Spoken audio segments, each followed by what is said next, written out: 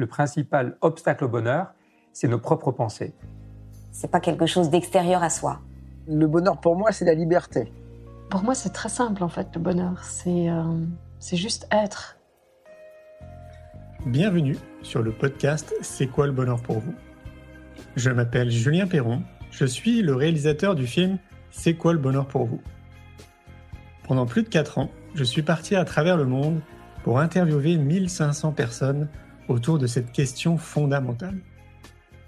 À travers ce podcast, on parlera bien-être, développement personnel et médecine douce. Je vous souhaite un merveilleux voyage sur la route de la connaissance de soi. Embarquez pour un voyage intérieur du 2 au 4 août au hameau de l'Étoile, proche de Montpellier.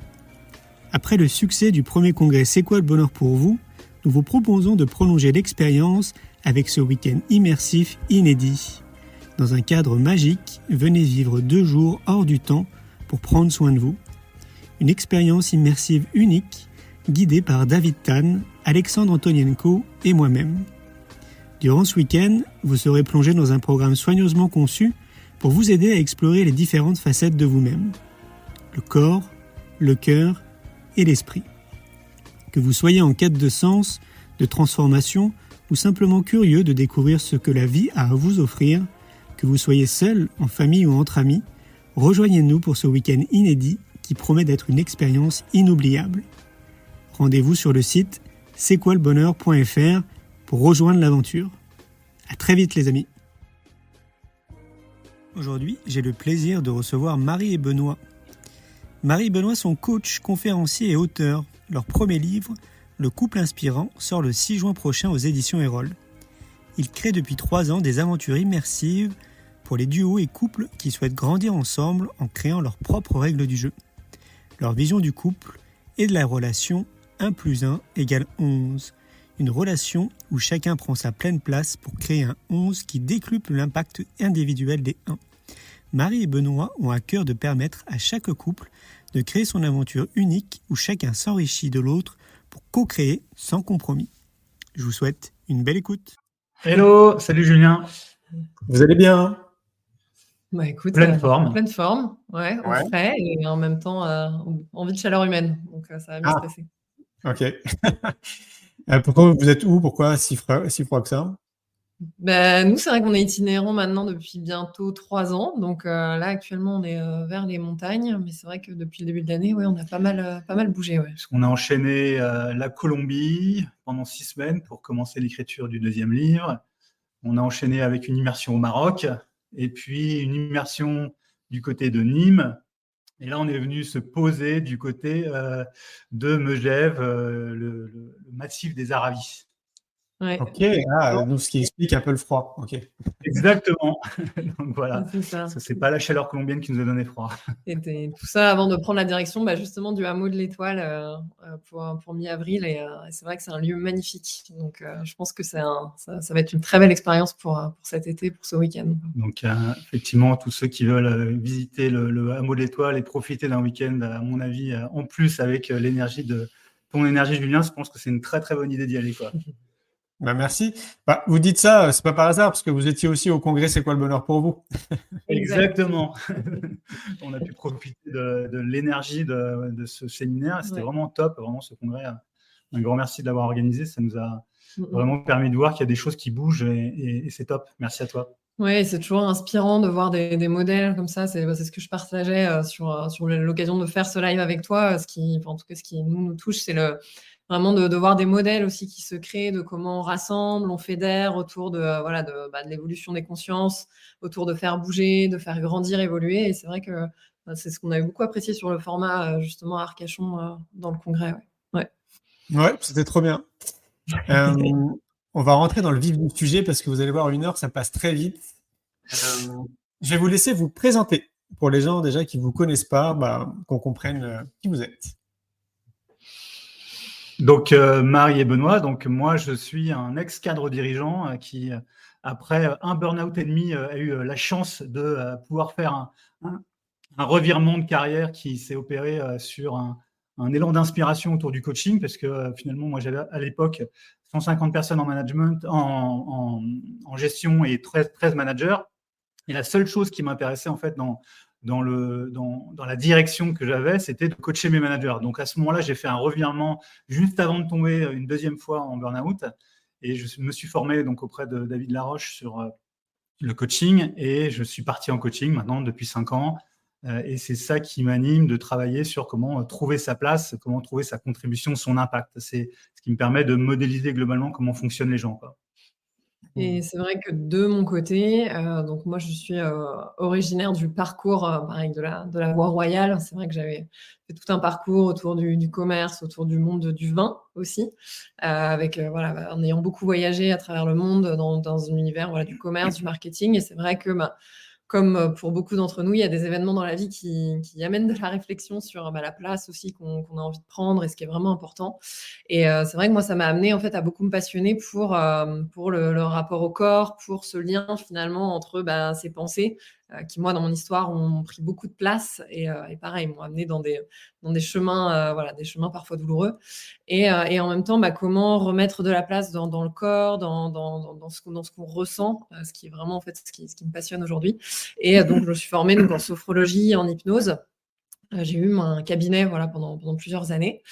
Et c'est vrai que c'est notre rencontre qui a catalysé justement la grande aventure. Puisqu'effectivement, quand on s'est rencontrés, on a absolument tout quitté du jour au lendemain et on est parti directement en fait en itinérance, c'est-à-dire qu'en fait on n'a pas connu la vie sédentaire à deux. Donc en fait on est en couple, que ce soit dans la vie personnelle ou professionnelle, depuis 3 ans ensemble en itinérance. On a eu pendant 1 an un van. Et donc, on a pu expérimenter la vie en van tout en continuant de travailler. Donc, on a commencé à développer notre activité. Et comme le disait Marie, si Marie, effectivement, est beaucoup dans le corps et l'intégration dans le corps, qu'est-ce que je ressens, comment je m'affirme, moi, je suis plus sur la partie mentale qui est la partie compréhension des fonctionnements. Et on a commencé à mixer comme ça nos deux impacts, nos 2 contributions de manière à en forger une. Et c'est ce qui nous a amené, effectivement, à créer notre propre méthodologie du coup. Alors du coup, j'allais dire, mais pourquoi le couple inspirant? Vous avez eu chacun j'imagine, des histoires de vie avec d'autres personnes, forcément. Ok, on a bien compris comment vous êtes accordés, on va dire, de manière professionnelle, chacun avec vos casquettes différentes. Bon, alors visiblement, je crois qu'il a dû avoir un coup de foudre, si vous êtes embarqué après comme ça. Mais pourquoi en fait le couple inspirant? Ça, c'est votre partie technique, j'ai envie de dire. Pourquoi en fait ça, ouais? Pourquoi se lancer dans le couple? C'est une très bonne question. Et c'est justement là-dessus qu'on s'est beaucoup retrouvés sur nos histoires aussi passées. Il y a eu, de mon côté en tout cas, il y avait vraiment cette notion de me responsabiliser aussi sur tiens, qu'est-ce que mes histoires d'avant racontaient de moi, au-delà voilà, de qu'est-ce que ça avait forgé sur mon chemin d'apprentissage.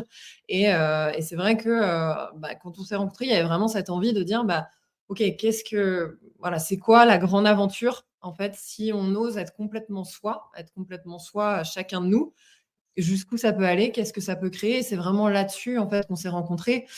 Et c'est vrai que c'est un chemin en fait qui s'est nourri de toutes les prises de conscience qu'on a eues chacun de notre côté au fur et à mesure de nos différentes relations. Et je pense que quand on arrive à cet endroit, on se responsabilise sur ce que nous-mêmes on a créé aussi dans ces couples d'avant, il y avait cette envie de construire en fait ce qu'on appelle nous un couple qui nous inspire, c'est-à-dire un couple qui puisse avoir la liberté de se détacher peut-être des codes préconçus, de ce qui est censé être un couple, de comment ça fonctionne, pour vraiment expérimenter un modèle qui nous ressemble.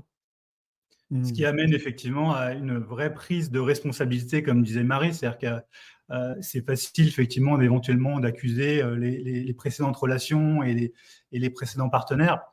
Mais c'est surtout de comprendre qu'est-ce qui fonctionne chez moi de manière évidente et qui fait que je vais créer un couple sur mesure, un couple qui crée ses propres règles du jeu, au lieu d'essayer de s'adapter, de rentrer dans des cases effectivement de couples qui sont effectivement édictés par c'est quoi d'être un bon couple ou un couple qui marche ou un couple qui dure. Et de se dire, mais finalement, ce n'est pas la question. La question, c'est comment on crée un couple qui a un fonctionnement unique et qui se crée des règles uniques et qui se crée une aventure unique. Donc, et c'est de là qu'est partie vraiment notre première expérience de vie, quand on est parti tout de suite en itinérance. On a été confronté à une vie à deux de proximité très, très, très proche, pour ne pas faire de pléonasme, qui fait qu'on a expérimenté du coup un mode de fonctionnement où on a essayé tout de suite de mettre carte sur table et de se dire, voilà, tout de suite, donc de créer ce qu'on appelle des chaos immédiats. C'est-à-dire vraiment de se dire, OK, de quoi on a besoin pour fonctionner de manière optimale, tout en respectant effectivement qui est chacun, quoi. Et je crois d'ailleurs qu'une des premières soirées qu'on a passées a été un des grands thèmes, ça a été de dire, OK, en fait, c'est quoi qui va pas marcher entre nous?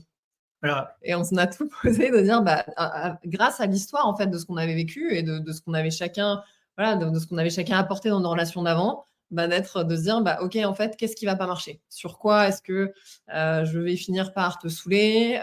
Qu'est-ce que je vais finir par faire? Et il y a eu vraiment cet échange en fait d'entrée de jeu. Je pense qui a aussi créé cette notion, comme disait Benoît, de dire finalement, plutôt que de parfois en fait se rigidifier par peur du chaos, de se dire OK, en fait, et si c'était là, et si on l'intégrait en fait dès le début de notre histoire comme une composante qui fait partie en fait de notre relation et qui va en faire partie sur le chemin, qu'est-ce que ça donne, quoi. Et je me rappelle de ce moment-là parce qu'on était à Annecy, qui est vraiment un lieu privilégié pour nous. On avait la fenêtre ouverte, on était en train effectivement de discuter de quelque part de qu'est-ce que je vais devenir, que tu connais pas encore et que tu penses peut-être fantasmer pour le moment, parce qu'on dit beaucoup que quand on se rencontre dans un couple amoureux, on a tendance à aimer une personne qui n'existe pas vraiment, en fait. C'est-à-dire que on aime en fait toutes les parties qui nous font vibrer, qui nous font sentir complètement vivants, qui nous excitent, entre guillemets. Par contre, on n'a pas encore accepté de voir l'autre partie de l'autre qui potentiellement va nous challenger, sur lesquels forcément il va y avoir du conflit ou du chaos, et de se dire, OK, est-ce que j'ai vraiment envie de connaître cette autre partie de l'autre? Et du coup, et à ce moment-là, je me rappelle très bien, il y avait la fenêtre grande ouverte à Annecy, et il y avait un orage, le ciel était noir. Et donc, on se dit, OK, c'est le moment d'aller dedans. On y va. On plonge dans nos parts, entre guillemets, les moins drôles à raconter au début d'une relation. Et pour autant, on se dit, en fait, c'est magique. Parce que finalement, on a pu se dire, est-ce que quand je connais ça de Marie ou quand Marie connaît ça de Benoît, est-ce que quelque part j'ai envie de continuer de construire sur l'entièreté de ce qu'elle est en train de me proposer, l'entièreté de ce qu'il est en train de me proposer, quoi. Là, j'ai déjà plusieurs questions qui filent dans ma tête. La première, c'est à un moment donné, c'est toi qui l'as dit, Marie, c'est d'être soi en fait dans le couple. Alors moi, je trouve ça génial parce que déjà, vous prêchez un convaincu, bien évidemment. Mais du coup, j'ai envie qu'on donne une définition en fait pour les gens qui nous écoutent ou qui nous regardent. C'est quoi en fait pour vous être soi dans le couple? Pour moi, il y a une notion quand on parle d'être soi, ça parle beaucoup d'être en capacité en fait d'oser se choisir et s'affirmer pour qui on est. Si je donne un exemple concret, c'est quand on parle d'être sans compromis. Si je prends un exemple très concret venant de moi, je sais que j'ai cette capacité à avoir une attention aux détails, à être précise. Et ça me sert beaucoup et ça nous sert beaucoup. Je sais que j'ai une capacité à aller en précision dans ce que je ressens dans mon corps, à être très précise quand je m'exprime. Et donc ça, c'est super, c'est le côté agréable. Mais je sais qu'il y a des fois où parfois ça va challenger au niveau de notre couple. Dire tiens, quand je suis précise et que tiens, pour moi, il y a quelque chose où j'estime que c'est pas fait de manière assez précise, je vais aussi la porter. Et pour moi, c'est ça, en fait, cette notion d'oser être soi, c'est de dire, je vais pas juste m'autoriser à être moi quand j'ai l'impression que ça va être fluide et que c'est brillant et que c'est agréable. Je vais m'autoriser aussi à être moi, même quand ça va challenger, parce que c'est à partir du moment où je m'autorise à être pleinement moi, sans compromis, que on va avoir les ingrédients d'une co-création qui embarque chacun de nous, quoi. Et on voit vraiment ce lien qui se fait entre plus je m'autorise à être moi, plus aussi ça va me renvoyer là où je m'aime pas, et je vais dans cette relation pouvoir apprendre à m'aimer, en fait, hein. Et c'est pour ça qu'on appelle ça 1 + 1 = 11, c'est-à-dire que si on n'a pas la totalité des 1, qu'elles soient agréables ou désagréables, dans ce cas-là, on n'a pas non plus les ingrédients pour faire un 11 qui soit en fait sans compromis et qui embrasse ce que chacun apporte. Et alors, être soi, c'est, nous, on en parle beaucoup comme ça, c'est d'être capable de reconnaître dans le bruit quotidien de la vie ce que je suis en permanence et de manière cohérente. Et donc, en fait, l'objectif de comprendre qui je suis, c'est de voir, en fait, tout au long de ma vie, en quoi je suis cohérent avec moi-même et sous plein de formes différentes. Et c'est ça, être soi. C'est de se dire, en fait, tiens, quand je regarde ma ligne de vie ou quand je regarde toutes mes activités, quand je regarde mon quotidien, ma manière d'agir de manière naturelle, en fait, c'est tout le temps moi sous des formes différentes. Et donc, c'est de remettre de la cohérence à l'intérieur de soi. Être soi, pour nous, c'est vraiment une question de remettre de la certitude sur qui je suis parce que c'est cohérent dans différentes formes. Voilà ce que c'est être soi. Mais là, j'ai envie de dire, ça nécessite quand même d'avoir une bonne dose de connaissance de soi quand même pour en arriver là. Moi, mon constat, c'est que, et c'est pour ça que j'œuvre depuis plus de 20 ans maintenant, c'est justement pour accélérer les prises de conscience, pour amener les gens justement sur le chemin de la connaissance d'eux-mêmes. Et donc, j'ai l'impression qu'il y a 80% de la population, en gros, qui se connaît pas, hein, qui passe vraiment totalement à côté d'elle-même. Comme si tout était bloqué, c'est au niveau du cerveau, ils sont plus connectés avec leur corps et tout, etc. Et donc, du coup, je me dis, waouh, une fois de plus, vous prêchez un convaincu. Mais la majorité d'entre nous, déjà, ils se connaissent même pas, ils ont pas le mode d'emploi, en fait, pour eux-mêmes. Alors, du coup, il faut comment?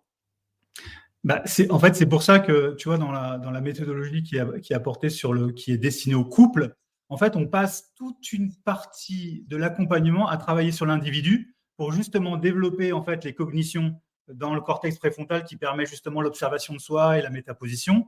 Mais cette métaposition, en fait, elle se fait donc, on va dire step by step. Typiquement, au tout début, on va commencer tout simplement par observer l'énergie, la variation de l'énergie. Tiens, comment je me sens à tel moment de la journée, comment je me sens à tel autre moment de la journée. Et on va essayer d'apporter de la conscience sur ce que ça veut dire. C'est-à-dire d'interpréter ce que je ne sais pas interpréter aujourd'hui de ce qui se passe dans ma tête et de ce qui se passe dans mon corps. Donc, en fait, il s'agit de donner des clés d'observation sur qu'est-ce qui se passe concrètement dans mes pensées et dans mes ressentis. Et après, il y a vraiment une notion, mais ça, je pense aussi qui porte aussi ce qu'on transmet, c'est de remettre du jeu, en fait, aussi dans tout ça. C'est l'être humain, enfin, je pense qu'aussi, avec ta sensibilité à l'éducation, je pense que pareil, une fois de plus, on va prêcher un converti, potentiellement, mais il y a une notion aussi de revenir OK, comment est-ce que je m'amuse, en fait, de moi? Et c'est ce qu'on voit, nous aussi, de dire, tiens, typiquement, je parlais d'un exemple sur moi, de l'attention aux détails. On peut aussi, ça peut aussi être qualifié de chiante, de pointilleuse, mais c'est à dire, OK, en fait, et il y a ça qui est là, et du coup, comment est-ce que je peux m'amuser à observer dans mon quotidien jusqu'où ça va? Et on est très ancré dans quand Benoît parle du bruit du quotidien, c'est à dire, tiens, moi, je m'amuse, en fait, de voir à quel point je peux être dans la précision, mais parfois pour des choses où je m'observe moi-même, et je commence, en fait, à m'amuser avec moi, je dis, ah oui, OK, donc en fait, tiens, je vais relire 15 fois un email pour être sûr qu'il n'y ait pas de faute d'orthographe. Ah bah oui, en fait, je suis cohérente avec moi-même, précision, OK, c'est en lien avec qui je suis. Tiens, je vais faire une liste précise et regarder les trajets à chaque fois pour calculer le temps précisément qu'on va mettre pour designer une journée. En fait, c'est de s'amuser aussi de ça et de voir que dans toutes ces petites choses, en fait, on est une mine d'or en permanence de cohérence avec nous-mêmes.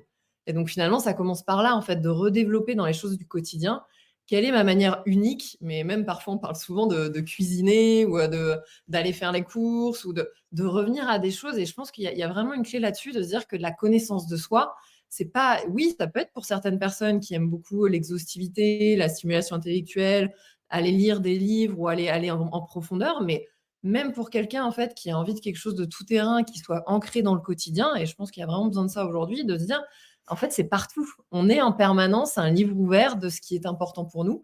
Et il y a vraiment à cœur, en fait, de remettre ça dans le quotidien de chacun pour en faire quelque chose qui, effectivement, touche aussi les 80% dont tu parles, quoi. Parce que, tu vois, l'une des erreurs qu'on voit chez la plupart des gens, c'est qu'ils sont persuadés que la connaissance d'eux-mêmes n'apparaît ou ne se révèle qu'à travers ce qu'ils font de grand ou de grandes utilités, de grandes contributions, de grands gestes vis-à-vis des autres. Et en fait, on leur dit non, ça se passe là, maintenant, tout le temps.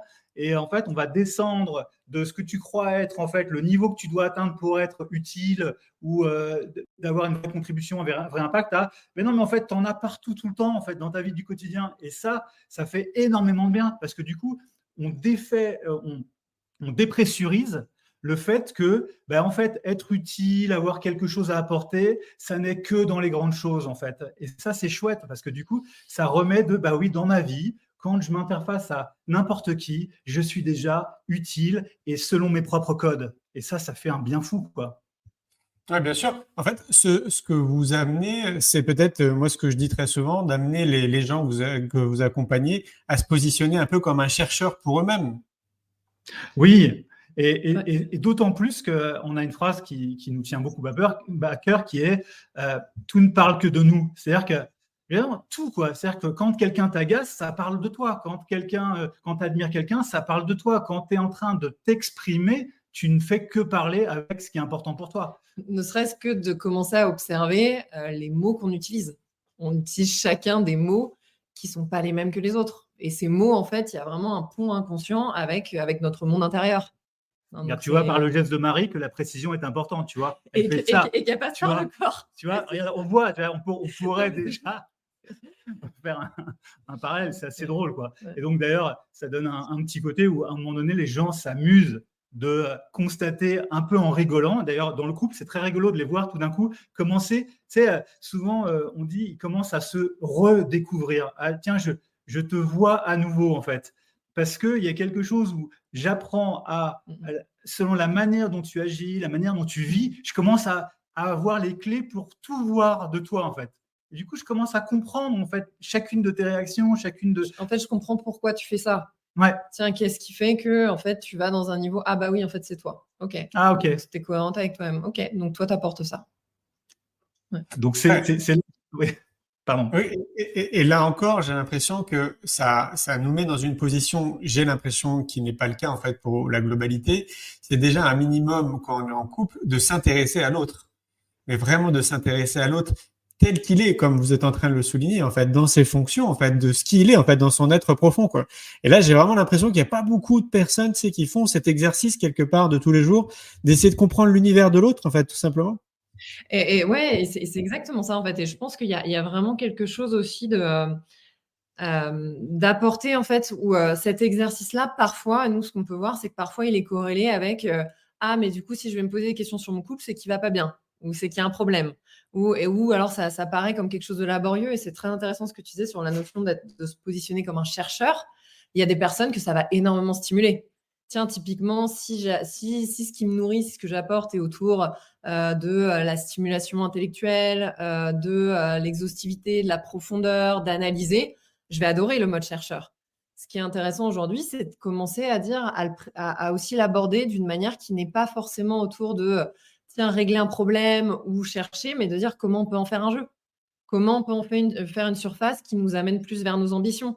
En fait, il y a vraiment une notion d'être capable en fait de l'aborder depuis un espace en fait qui correspond à chacun. Et c'est vraiment ça aussi qu'on cherche à faire avec 1+1 = 11.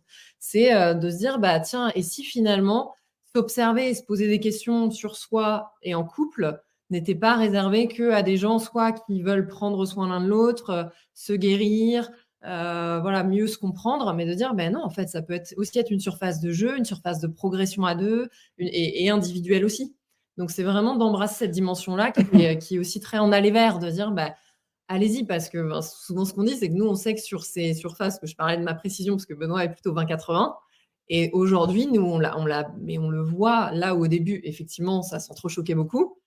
En trouvant la manière de danser avec, c'est par exemple un des points où on a une surface de co-création, mais qui est très, très puissante, que ce soit dans le cadre personnel, dans notre sexualité, comme tu disais, et aussi dans nos projets professionnels. Donc, c'est vraiment de se dire que dans ces endroits où ça s'entrechoque, se trouvent en fait les surfaces de co-création les plus puissantes.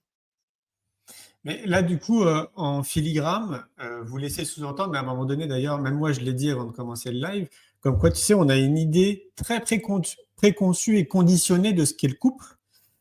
Et donc là, quelque part, pour moi, c'est un peu enlever toutes les couches, tout notre conditionnement, tout ce qui fait en fait qu'on a une vision du couple qui est à peu près tous unanime dans notre société. Hein. C'est pour ça qu'il y a 80% des gens, entre autres, hein, qui sont un peu à côté d'eux-mêmes, hein, quelque part. C'est quoi, selon vos filtres, c'est quoi ce conditionnement pour vous? Qu'est-ce qu'on demande en fait au couple d'aujourd'hui? Alors, qu'est-ce qu'on demande au couple d'aujourd'hui? Dans les codes, tu parles? Oui, dans les codes. Ouais. En fait, dans les codes, ce qu'on est en train de voir, c'est que ça explose. C'est-à-dire que tous les codes sont en train d'exploser. Il y a encore en tâche de fond un code qui résiste, qui est celui de un couple doit durer. D'accord? Et celui-ci, c'est celui qui résiste peut-être le plus et sur lequel nous, on se détache volontairement en se disant, en fait, durer n'est qu'une conséquence d'un couple qui vit une aventure qui l'inspire. Et on ne cherche pas à guérir le couple pour qu'il dure, on cherche à lui faire créer une aventure et des codes qui lui correspondent, et donc du coup de sortir du code lui-même qui est de durer. Tu vois ? Donc, Mais c'est vrai qu'aujourd'hui, en fait, nous aussi, et ce qu'on a vu aussi sur l'écriture du livre, hein, c'est ce dont on parlait aussi avec l'éditeur, c'est de se dire qu'aujourd'hui, il y a un univers sur le couple qui est très riche et on aime beaucoup ça parce que ça permet de donner plein d'éclairages et chacun peut trouver ce qui l'inspire en fait à l'intérieur de ces idées qui émergent aujourd'hui. Il y a vraiment un renouveau. Et en même temps, c'est vraiment de pouvoir en fait se dire tiens, se libérer. Tu nous demandais pourquoi le couple inspirant, c'est de dire finalement, et si l'ADN de notre couple était en fait basé sur ce que chacun en fait on apporte et ce pourquoi on est fait en fait. Donc il y a vraiment cette notion en fait de dire finalement entre tous les modèles qui émergent, soit polyamour, que ce soit la relation libre, que de dire mais en fait le sujet est pas là. Plutôt que de se dire, tiens, c'est d'inverser, de dire, plutôt que d'essayer de voir quelles sont les cases qui existent, même s'il y en a beaucoup qui grandissent et qui permettent de plus en plus d'inclusion, et ça, c'est vraiment génial, mais de se dire, OK, si en fait, je me détache même de ces nouveaux codes qui s'ouvrent et que je reviens en fait à l'intérieur pour me dire, qu'est-ce qui me correspond? Et on est d'accord, et ça, c'est ce qu'on pose nous souvent, c'est que, alors ça demande, oui, ça, c'est parfois challengeant. Parce que parfois, ça crée du chaos, parce que oser être soi et co-créer une danse à deux, ça ne veut pas dire que ça va être fluide tout le temps.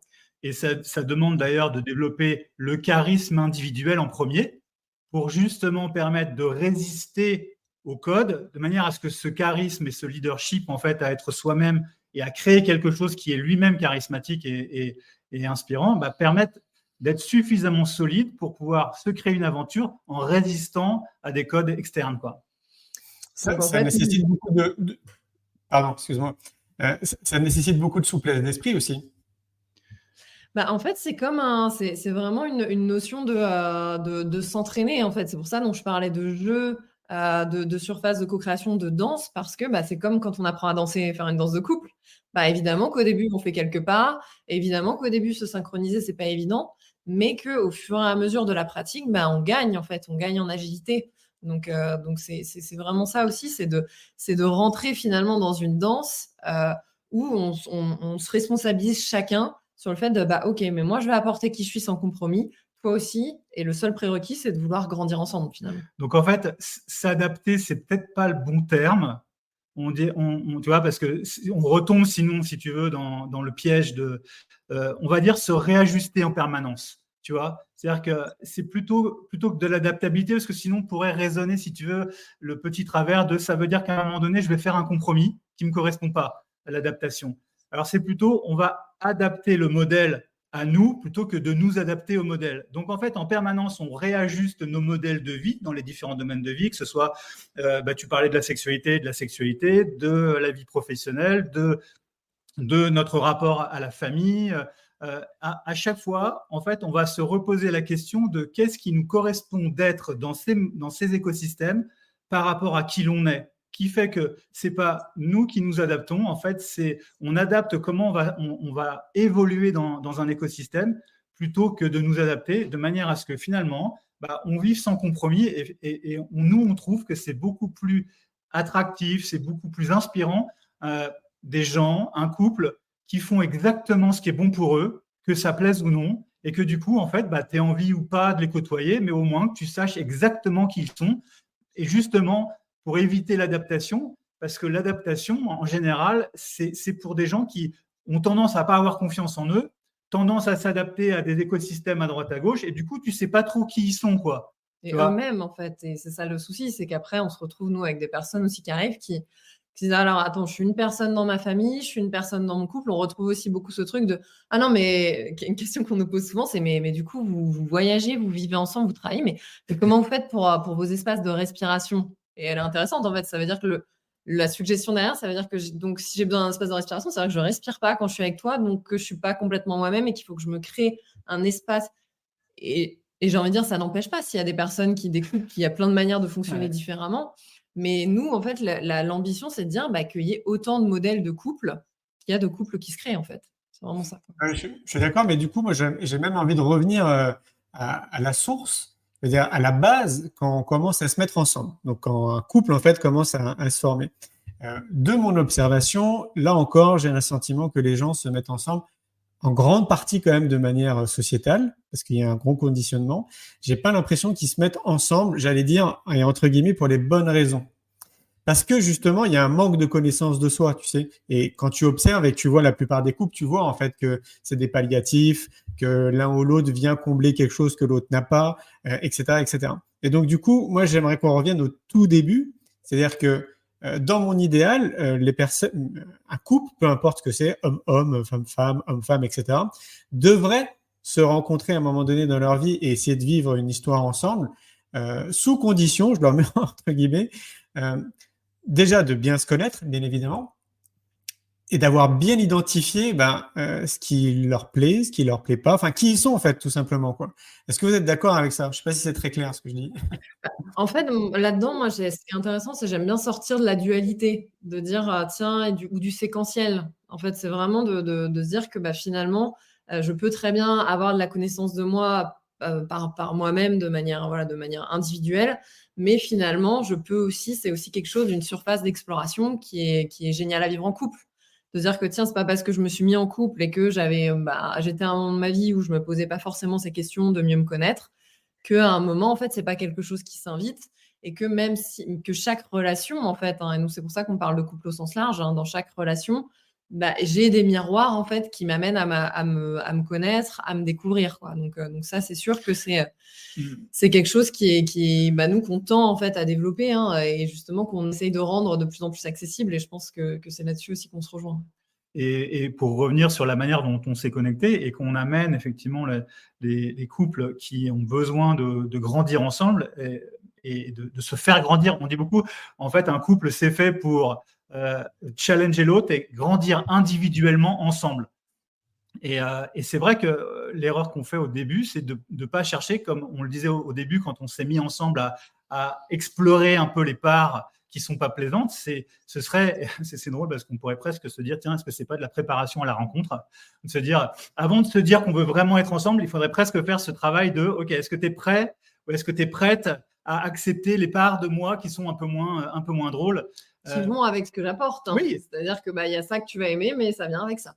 Voilà. C'est-à-dire que c'est de se dire, ok, non seulement il y a cette part de toi qui, a priori, comme ça, peut me challenger, mais en fait, si je regarde bien le fond du fond, est-ce que ça m'apporte pas quelque chose, tu vois? Et c'est ça aussi qui est intéressant, c'est de voir effectivement que l'autre, même à travers les facettes qui sont plus désagréables, en fait, vient quelque part me faire grandir et m'apporter quelque chose et me magnifier un peu.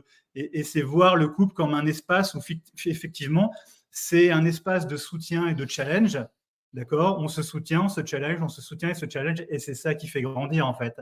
C'est une alternance des deux. On pourrait le dire pareil dans l'éducation, grandir avec son enfant, c'est co-construire une parentalité où il y a du soutien et du challenge de la part des deux, en fait.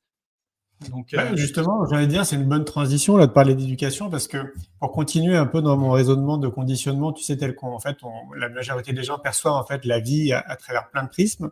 Là encore, en fait, on nous fait croire que le bonheur, c'est quoi? C'est trouver quelqu'un, se marier, faire des enfants, avoir une grosse maison, le 4x4, le chien et le chat, un beau jardin. Et a priori, normalement, on est censé être heureux.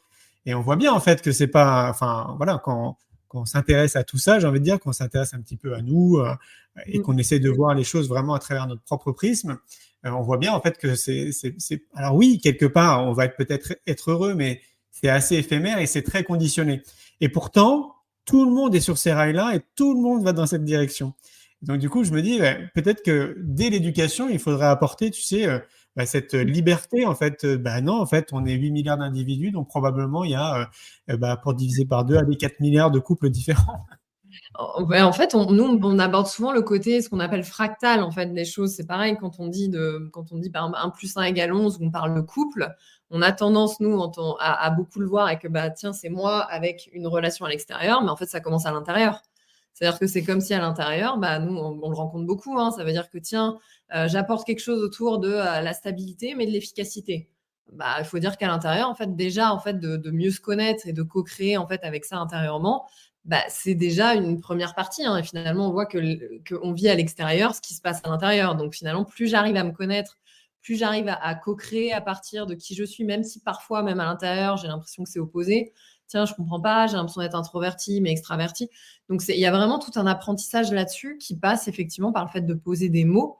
Et c'est vrai que nous, on s'intéresse aussi, voilà, c'est quelque chose qui nous touche, qui n'est pas dans les priorités du moment aussi, parce que voilà, on est deux et qu'on commence on s'entoure de plus en plus, parce qu'on a une vision aussi dans ce qu'on fait, que ça pourrait être quelque chose qui, de la même manière que ça se décline très bien en entreprise, de se dire que ça dans l'éducation, en fait, ne serait-ce que lors de le mettre en jeu, en fait, de dire tiens, et si tu posais des mots sur ce qui te nourrit, sur ce qui te donne de l'énergie ou sur ce qui t'en fait perdre.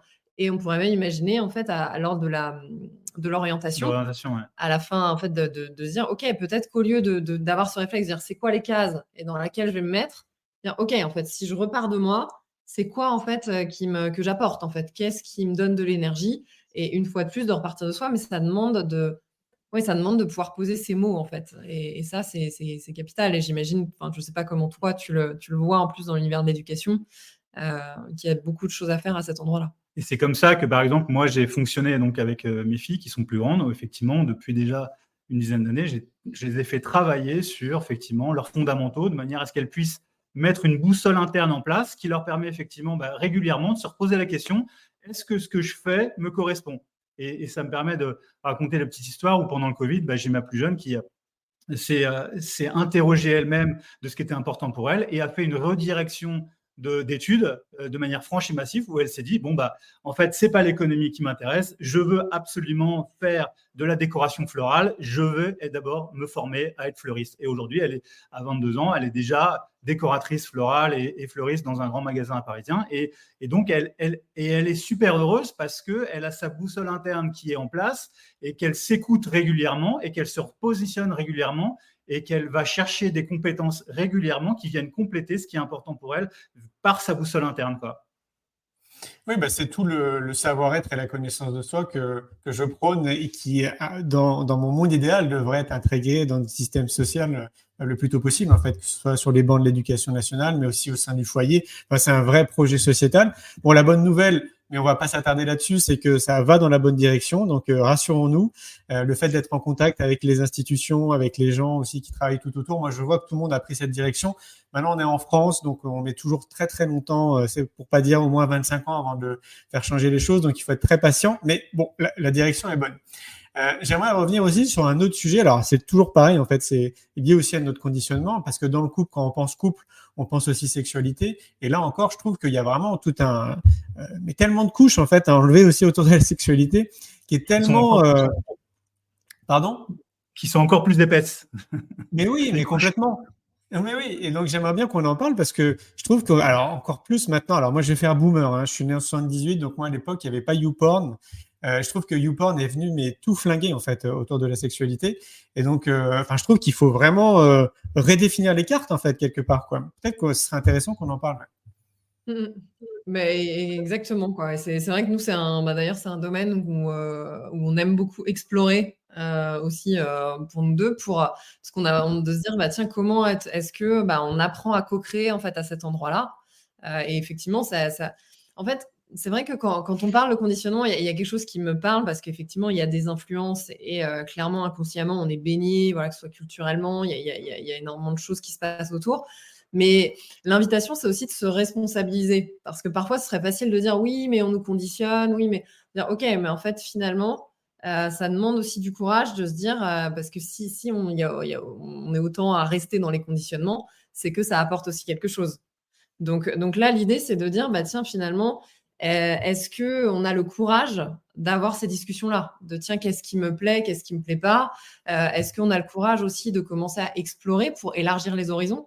Parce que là-dessus, effectivement, moi, je sais que ça a été notamment en découvrant l'univers du tantra, il y a quelque chose qui est passionnant, en fait, qui presque, en fait, ouvre d'autres cases à se dire, ah ok, en fait, la sexualité, ça peut être ça. Effectivement, ça peut être ce qu'il y a sur YouPorn, ça peut être ce que j'ai vécu, en fait, dans mes couples jusqu'ici. Mais comment j'élargis, en fait, le spectre, je m'intéresse pour commencer à ouvrir en fait d'autres espaces, et nous on parle beaucoup d'expérimenter en fait, parce que tiens, c'est en expérimentant, en connaissance de nos besoins à chacun, de ce qu'on apporte, qu'on arrive à se créer en fait des terrains de jeu où globalement, on va pouvoir commencer à faire ce qu'on appelle du chaud-froid, de dire tiens, qu'est-ce qui me plaît, qu'est-ce qui me plaît pas. Tiens, je teste différents rythmes, je teste, et finalement, il y a un univers en fait, et c'est fou de se dire je pense que la sexualité telle que la majeure partie des gens l'entendent est un spectre qui est minuscule en fait par rapport à l'éventail de ce que peut être en fait l'univers de la sexualité. Et ce qui est passionnant, c'est que on aborde la sexualité aujourd'hui, et c'est ce qu'on va faire là dans l'immersion qu'on a mi-avril au Hameau de l'Étoile, qui est vraiment l'endroit idéal pour parler de sexualité. Et d'ailleurs, on parle de la sexualité et de l'argent et de la spiritualité. Tu vois, c'est les 3 thèmes, sexualité, argent, spiritualité, où on se dit en fait c'est la même chose. C'est-à-dire qu'il y a des chances que là où tu n'arrives pas à co-construire dans la sexualité, il y a des chances que tu n'arrives pas à co-construire exactement au même endroit dans l'argent, tu vois, dans ton couple. Et donc, c'est intéressant de se dire finalement, comment je fais naturellement pour gérer plein de domaines de vie et pour finalement m'amuser dans la vie, pour être moi-même dans la vie, pour être cohérent avec moi-même. Et comment je remets toute cette cohérence, tout ce jeu que j'ai l'habitude de mettre naturellement dans la vie, comment je le remets dans la sexualité de manière cohérente et naturelle. Tu vois, pour quelque part, allez, on dépressurise un coup, finalement, j'ai rien d'autre à faire que d'être moi-même, mais dans la sexualité. Et ça, c'est ouf parce que ça dépressurise sur tous les codes qui existent sur la sexualité, sur c'est quoi une bonne sexualité, c'est quoi un bon acte sexuel, c'est quoi un bon moment, et du coup d'arrêter de croire en fait et de courir après un truc où finalement on se retrouve avec des pannes sexuelles, des partenaires qui veulent pas effectivement avoir de sexualité ou qui n'ont plus de libido, et finalement c'est parce qu'en fait on n'est pas connecté à nous, quoi. Ouais, exactement. Puis il y a quand même une grosse pression, là encore, sociétale, de la performance, et pour l'homme et pour la femme. Il faut absolument jouer aussi. Alors ça, moi, je trouve ça hallucinant. C'est-à-dire qu'en fait, on a oublié, l'idée de jouer parce que, bon, avant tout, pour moi, c'est un jeu quand même, la sexualité, c'est de passer un bon moment, tu vois, quelque part. On a oublié, en fait, tout ça. Et je trouve que c'est intéressant aussi. Alors, c'est chouette que vous le fassiez, quoi, mais tu vois, de ramener, en fait, cette idée du jeu, quoi. On parlait de jeu tout à l'heure. Voilà, pour moi, déjà, la sexualité, avant tout, c'est un jeu, quoi. On est là vraiment pour kiffer et pour passer un bon moment sans souci de performance, quoi. Ouais, et puis une fois de plus, en fait, on le voit dans les couples aussi qu'on accompagne. S'il y a un couple, en fait, où, qui vont avoir, en fait, nous, ce qu'on a tendance à appeler des moteurs, des valeurs plus autour de prendre soin, de ralentir, de la profondeur, en fait, ça va pas du tout créer la même sexualité qu'un couple où finalement, on va plus se retrouver des choses autour de la stimulation, de jouer, de se surprendre, la nouveauté, en fait. Et c'est de dire, ok, en fait, tant mieux. Génial, quoi. Parce que finalement, il y a autant de sexualité que de personnes et donc de couples. Parce que ce qui est intéressant, c'est d'imaginer que si on a une personne dans un couple qui amène plutôt cette dimension de prendre soin, ralentir, de l'empathie, qui rencontre quelqu'un qui est plus autour de jouer, découvrir, de la stimulation, c'est intéressant, en fait. Et nous, c'est là, en fait, où on se situe aussi. C'est de dire, finalement, là, on pourrait avoir l'impression que ça s'oppose. Non, en fait. D'accompagner, de dire mais vous allez être émerveillés en fait de ce que ça crée en fait quand ça commence à danser, et d'arrêter de voir ça comme opposé mais comme un assemblage unique en fait de ce que vous apportez chacun, et en fait il y a de la place, et c'est là en fait je pense où il y a une pépite pour sortir des codes, pas en essayant de les combattre et en mettant de l'énergie à l'extérieur à se dire mais il y a des codes, des conditionnements, dire attends, reviens à l'intérieur, reconnecte-toi à toi et repars de là en fait, et développe ta créativité à partir de qui t'es. Tiens, ça donne quoi quand on prend soin, mais en jouant? Ça donne quoi quand il y a de l'empathie, mais qu'en même temps, on va chercher du dépassement? Dire, tiens, ok, comment ça peut danser, en fait, tout ça? Quelle sexualité, tout ça. Ouais. Et c'est magique, effectivement, de voir, du coup, les prises de conscience de cette nouvelle danse qui s'organise autour de, non pas un code, mais de nos codes. C'est ça qu'on développe et qui donne, effectivement, cette impression qu'à chaque couple, il y a quelque chose de nouveau qui se crée. C'est vraiment magique.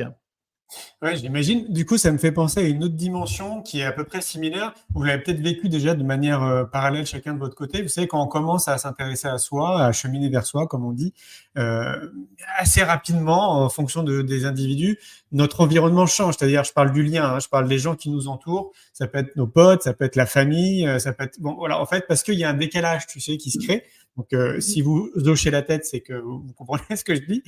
Donc, je pense que ça peut être la même chose aussi dans le couple, dans ce que vous proposez, auquel moi j'adhère à 100%. C'est-à-dire, tu vois, vraiment d'incarner notre couple tel qu'on est, en fait, de se construire vraiment notre couple, pas sous l'effigie de ce que la société attend, en fait, de ce que c'est un couple, ok? Mais du coup, est-ce que ça peut pas nous désociabiliser, hein, je le mets entre guillemets, d'autres couples, parce que du coup, comme on est un peu tous différents, ou alors on va se retrouver entre couples qui assument pleinement d'être vraiment, d'avoir construit leur propre couple. Vous voyez ce que je veux dire? Oui, et en fait, la réponse, c'est que à force d'apprendre à se connaître dans le couple, ça crée une capacité à observer l'autre. On est bien d'accord dans le couple. Mais cette capacité à observer l'autre, on est bien d'accord qu'elle est valable en fait pour tous les écosystèmes du coup. C'est-à-dire que quand tu commences à être capable d'observer et d'accepter l'autre tel qu'il est, de le comprendre dans ses réactions parce que c'est lui, mais forcément, en fait, ce qui arrive, c'est que tu es capable de le faire sur d'autres écosystèmes. Donc, quand un couple arrive et que lui, il n'a pas les mêmes fonctionnements, les mêmes croyances, mais en fait, la capacité à s'observer qu'on a eu dans le couple, en fait, on va la développer pour l'extérieur aussi. Et donc, en fait, ce jeu à deux qu'on est en train de créer pour apprendre à co-construire, même avec les parts de l'autre qui me plaisent moins, mais on va le faire avec l'extérieur aussi. Donc, il y a une forme, si tu veux, d'acceptation plus facile de l'autre tel qu'il est, même s'il y a un écart qui se creuse, tu vois. Et c'est ça, en fait, pourquoi aussi tu nous demandais pourquoi le couple inspirant. En fait, il y a vraiment cette dimension de dire, le couple inspirant, il y a cette notion de, OK, nous, on fait la plongée, on se responsabilise, on va apprendre à co-créer, à jouer entre nous, mais parce que c'est pas juste un couple qui se regarde en mode super, on a réussi à danser, c'est génial et on est magnifique. Non, c'est aussi cette vision de plus grand que soi, en fait, de dire que tout est lié. C'est-à-dire que le couple est un terrain de jeu où je vais tellement apprendre à m'aimer, apprendre à danser avec des parts que j'apprécie moins, qui me renvoient. En fait, il y a vraiment ce terreau qui fait que derrière, effectivement, sur toutes mes relations, que ce soit mes couples, ma famille, toutes les personnes avec qui je suis en relation, comme disait Benoît, j'emporte cette capacité à avoir ce regard. Et donc, il y a vraiment cette notion du couple inspirant qui est un couple qui impulse quelque chose aussi dans son environnement, au-delà de soi, au-delà de nous, mais d'avoir en fait quelque chose qui porte en fait un message qui va bien plus loin. C'est ce qu'on appelle, nous, une vision transpersonnelle du couple. C'est-à-dire qu'en fait, on n'est pas en train de se séparer du couple, des autres. Le couple ne se sépare pas des autres. Ça, c'est une vision interpersonnelle, d'accord? Et en fait, on a plutôt une vision transpersonnelle. C'est-à-dire qu'en fait, on se réintègre à l'ensemble de manière harmonieuse. D'accord? C'est-à-dire qu'on reprend notre place et quelque part une capacité à évoluer un peu dans tous les écosystèmes de manière transpersonnelle, c'est-à-dire en liaison avec tout le monde. Mais tout en restant soi. Oui, donc avec cette image que je vois aussi en toile de fond de l'idée d'inspirer en fait et de montrer que on peut faire différemment et que potentiellement ça peut être inspirant justement pour les gens qui vous rencontrent, qui vous côtoient, qui viennent avec vous. Ouais. C'est exactement ça. Et moi, je sais ce qui me touche beaucoup aussi dans les couples qu'on accompagne, c'est vraiment de dire, oui, en fait, un couple inspirant peut avoir plein de formes, en fait, une palette en fonction de ce que chacun apporte, de l'assemblage que ça crée. Mais en fait, il y a une notion en fait d'être inspirant, quel que soit qui on est, quoi. À partir du moment où je suis dans mon 1, où je m'aime pour qui je suis et j'ose l'amener finalement dans mes relations. Et en allant créer cette danse, parce que aussi je suis capable d'intégrer ce qu'amène l'autre et de danser avec, en fait, ça crée de l'inspiration. Et ça crée finalement aussi des personnes et des couples qui portent des messages loin, finalement, parce qu'ils incarnent. Et ça m'amène deux réflexions. La première qui est effectivement la différence entre ce qu'on va appeler la couche de développement personnel qui a plutôt individualisé l'être humain. C'est-à-dire que c'est le moment où on se dit « Ah, mais je veux plus de cette société, je veux plus de machin, et donc je m'individualise. » Et quelque part, effectivement, je sors du groupe et du coup, je m'écarte et je grandis moi dans mon coin et du coup, j'ai du mal à m'interconnecter aux autres, qui s'oppose un peu avec la vision qu'on a aujourd'hui du développement personnel, qui est l'individuation. D'accord? C'est-à-dire que je deviens un individu, mais pas au détriment des autres, en fait. Je deviens un individu au milieu des autres. Et c'est ce qu'on développe effectivement dans le couple de manière transpersonnelle, c'est-à-dire que le couple devient un nouvel individu, un 11, où les deux individus existent pleinement, mais pas au détriment ou pas contre les autres ou pas en détachement des autres. Ça se fait en harmonie et en cohérence avec les autres.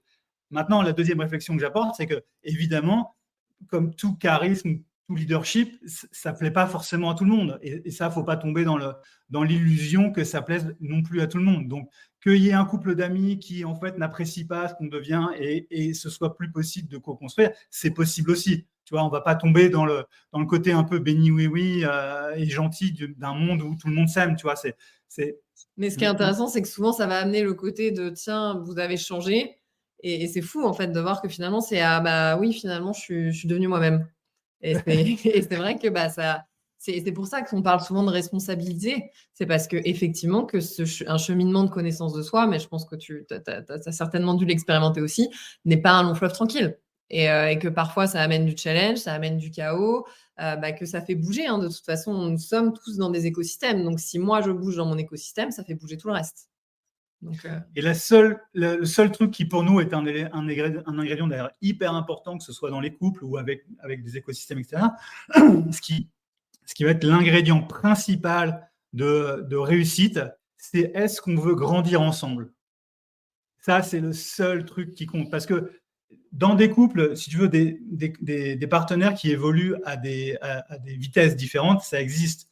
Ce qui fait qu'à un moment donné, ça implose, c'est parce qu'en fait, on n'a pas l'envie de grandir ensemble.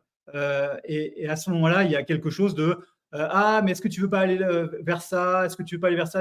Et l'autre qui dit mais non, mais moi je vois rien, il y a rien à changer. Et en fait, à ce moment-là, en fait, il y a une rupture d'évolution ensemble.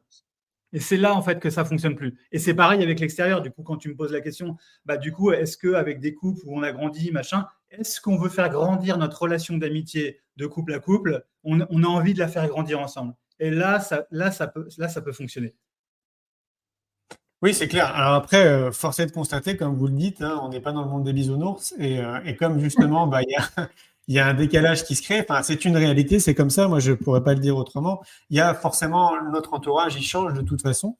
Ça me fait penser à une initiative. Je sais pas où vous en êtes par rapport à cette initiative, mais c'était aussi dans ce cadre-là, je crois qu'on s'était contacté. Vous vouliez organiser un événement justement avec plein de couples potentiellement très inspirants. Vous êtes toujours en fait dans cette idée? Oui, c'est juste qu'on l'a légèrement décalé parce qu'avec la sortie du livre, on s'est dit il y a tellement de travail sur la sortie du livre du couple inspirant que là, on s'est focalisé à 100% sur la promotion. Et donc, on a toujours effectivement l'ambition de créer un événement autour du couple qui est justement d'amener différents écosystèmes qui peuvent permettre d'apporter de la matière sur le couple et de montrer en fait c'est quoi d'être un couple inspirant de plein de manières différentes. Oui, on avait cet échange-là justement avec certains de nos préfaciers dans le livre qui est d'apporter en fait différents modèles en fait de couple pour inspirer, et c'est pour ça qu'on t'avait aussi contacté parce que on trouve ça intéressant d'avoir plein de modèles différents entre des couples qui sont ensemble depuis très longtemps, des couples qui sont tout juste ensemble, des relations où il y a des enfants, où il n'y a pas d'enfants, de partir en fait de plein de modèles et là c'est vrai que cette année c'est ça qui est drôle, c'est qu'on va vraiment avoir ce côté mais bon, ça te parlera parce que je pense que dans ce que tu avais fait sur ton documentaire, il y avait la notion de partir un peu dans le monde pour aller questionner. Il y a vraiment ça là sur juin, d'avoir 12 dates où nous, on va partir en tant qu'itinérants, aller à la rencontre, créer des points de rencontre en fait pour initier ça.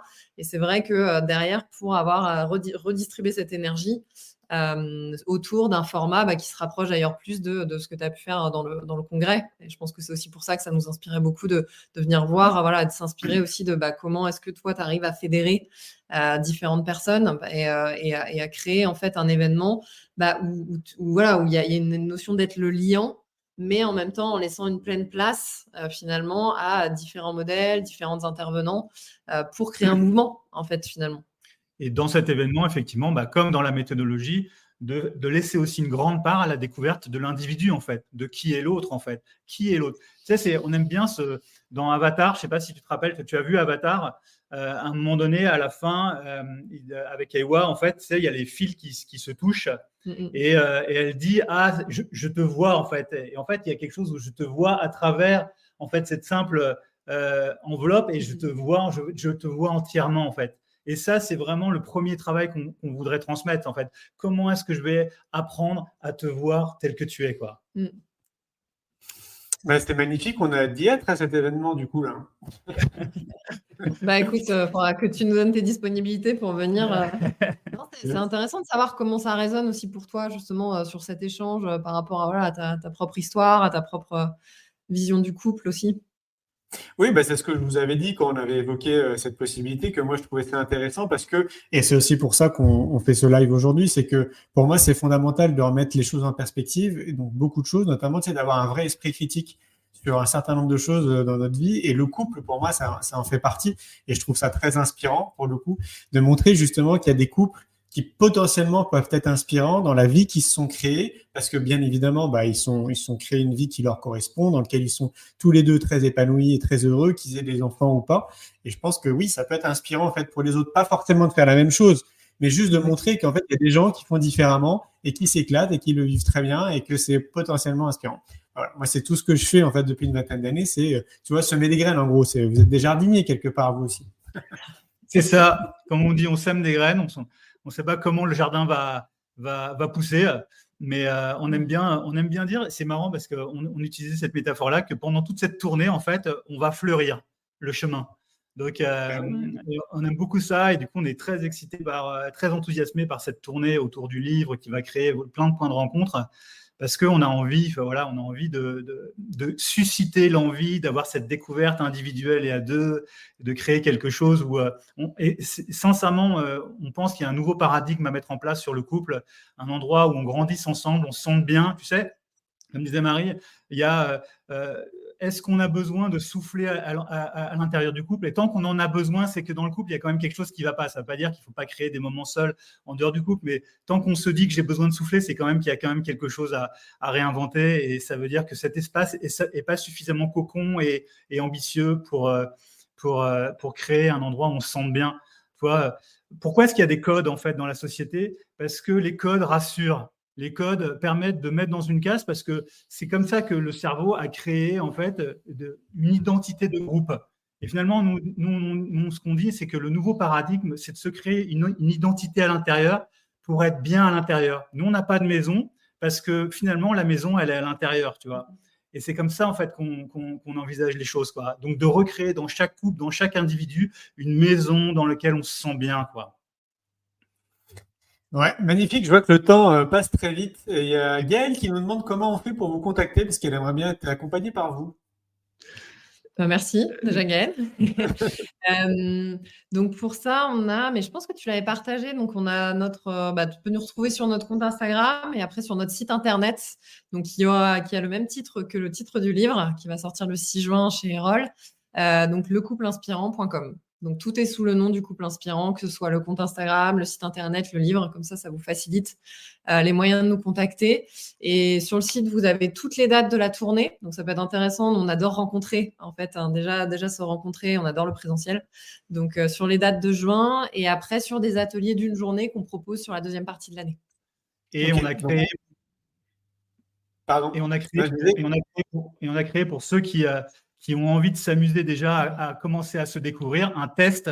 C'est le premier test en fait qui est pour les couples et qui permet de savoir quel rôle je joue et qu'est-ce que l'autre vient de challenger chez moi et comment on apprend à danser déjà à partir de ce test-là. Donc, mettre des mots finalement sur ce que chacun apporte et ce que ça crée à l'intérieur du couple. Donc tout ça est sur le site internet lecoupleinspirant.com. Trop bien, ok, parfait. Et merci pour cet échange les amis, c'était passionnant. Merci beaucoup à toi Julien, merci à tous d'avoir regardé. Du coup, j'attends votre retour pour participer à votre event. Écoute, avec grand plaisir. On sait que tu es bien occupé, donc on va planifier les dates bien en amont. Ça marche. Super. À tout bientôt, passez une belle journée. Oui, belle journée à tous. Merci, ciao. Et voilà les amis, c'était Marie Benoît. J'espère que vous avez passé un bon moment avec nous. Très intéressant de remettre le couple dans sa perspective, d'essayer de sortir un petit peu de notre conditionnement, de notre perception qui est assez du coup unanime sur ce que pourrait être le couple. Et moi j'aime bien justement avoir un esprit critique et remettre un peu les choses dans leur perspective une fois de plus, de prendre du recul et d'observer et d'essayer du mieux qu'on peut, chacun à notre niveau, si on est en couple, de se créer son propre couple, vraiment selon notre propre méthodologie, selon nos propres valeurs, selon qui on est bien évidemment, et en respectant l'un et l'autre dans son unicité. Moi je trouve ça passionnant. Et donc c'est pour ça, comme je vous le disais en amont, si vous n'étiez pas là au tout début, que mon intention là de cette année, c'est de faire plusieurs lives justement autour du couple, de l'amour, de la sexualité, mais pas que. L'alimentation aussi, pour moi, c'est quelque chose d'important, un sujet qui est très important. Et puis l'intuition, parce que je trouve qu'une grande majorité d'entre nous, on n'écoute pas notre intuition. Et comme moi, je l'écoute depuis que je suis tout petit, je vois tous les bienfaits, tout ce que ça peut nous apporter et comme quoi ça peut vraiment influencer et diriger notre vie de manière très positive. Je trouve que c'est vraiment notre meilleur guide. Je vous rappelle, pour ceux qui ont envie de passer un bon temps cet été, un week-end, si vous avez envie d'apprendre beaucoup plus sur vous et de passer un bon moment avec une centaine de personnes, on sera du 2 au 4 août au Hameau de l'Étoile, c'est à côté de Montpellier, pour un week-end immersif avec David Tan, Alexandre Antonenko et moi-même. Et notre idée, c'est de vous accompagner justement autour de cet adage, un esprit sain dans un corps sain, et notamment autour de mon livre « C'est quoi le bonheur pour vous ?» Je vais vous montrer d'ailleurs, on a fait une petite affiche que je vais retrouver ici, voilà, qui vous parle de ce week-end. Vous pouvez vous inscrire sur le site c'estquoilebonheur.fr et je vais vous laisser en vous montrant la vidéo du lieu dans lequel on va se retrouver. C'est le Hameau de l'Étoile, c'est un lieu qui est magnifique, entouré de 20 hectares de forêt. On est en pleine nature avec vraiment des habitations qui sont, des hébergements qui sont top. Donc on reste tous dormir sur place. Une alimentation qui est essentiellement végétarienne. Voilà, c'est un site qui existe depuis une quarantaine d'années. Ils accueillent très régulièrement des stages et franchement, comme on le disait pendant le live, c'est très pro tout ce qu'ils font. On est très content que ce stage puisse avoir lieu là-bas. Donc, c'est le week-end. C'est quoi le bonheur pour vous? Je vous montre le lieu et je vous dis du coup à très bientôt. Alors, pas tout de suite maintenant. Je pense que ce sera fin avril parce qu'entre-temps, je vais partir en Écosse pendant une bonne quinzaine de jours et je vais vous faire découvrir l'Écosse si vous me suivez sur les réseaux sociaux, que ce soit sur Instagram, Facebook, LinkedIn ou autre. Je me fais un malin plaisir à prendre des photos et à alimenter tout ça de mes réflexions et de mes moments méditatifs pendant mes séjours pour vous inspirer, vous aussi, à aller de l'avant, à vous prendre en main et à prendre soin de vous, tout simplement. Je vous dis à très très vite. Ciao, ciao. Un grand merci pour votre écoute. J'espère que vous avez passé un bon moment avec nous. Pour prolonger l'expérience C'est quoi le bonheur pour vous et continuer votre cheminement sur la connaissance de soi, je vous invite vivement à lire mon livre « C'est quoi le bonheur pour vous ?» que vous trouverez dans toutes les librairies. Jouez et amusez-vous avec le jeu de cartes entre amis, avec des inconnus, dans le monde de l'entreprise, à l'école. Regardez le film « C'est quoi le bonheur pour vous ?» Et surtout, prenez soin de vous. Je vous souhaite un merveilleux voyage vers vous-même.